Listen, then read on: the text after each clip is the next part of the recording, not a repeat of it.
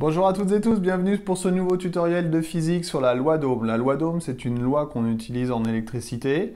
Donc je vous renvoie tout de suite aux autres tutos qui sont autour de l'électricité, le 53, le 54, le 55 par exemple, sur les circuits séries, dérivation, sur la loi des nœuds et la loi d'additivité des tensions. Alors j'ai ici un petit circuit avec un générateur dont je vais pouvoir faire varier la tension, générateur de tension variable, et puis une résistance. Alors une résistance, je vous rappelle que c'est un dipôle, deux branches. C'est un dipôle passif, c'est un récepteur. Et ce récepteur, on en trouve beaucoup dans la vie de tous les jours, dans notamment des sèche-cheveux, les bouilloires électriques ou bien les machines à laver, les chauffe-eau, etc. Pourquoi? Parce que cette résistance, quand du courant électrique la traverse, eh bien, elle va produire de la chaleur, elle va dissiper de l'énergie thermique, de l'énergie calorifique. Et cette énergie calorifique va permettre de soit chauffer l'air du sèche-cheveux, du ventilateur qui est produit par le ventilateur, soit chauffer l'eau dans une machine à laver le linge ou la vaisselle par exemple. Alors si je décide de faire varier cette tension et puis de mesurer la tension et l'intensité, la tension au bord de la résistance et l'intensité dans le circuit.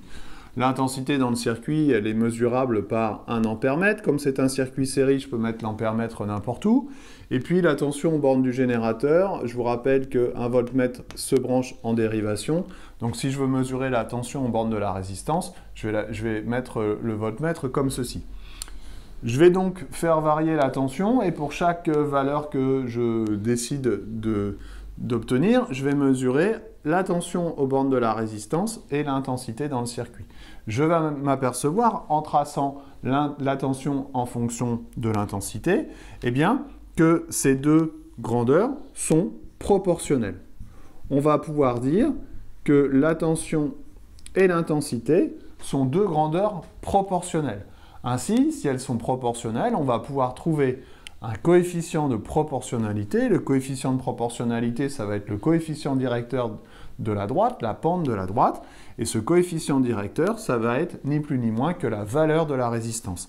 Ainsi, on va pouvoir écrire une relation de proportionnalité entre la tension et l'intensité qui s'écrit U égale R fois I.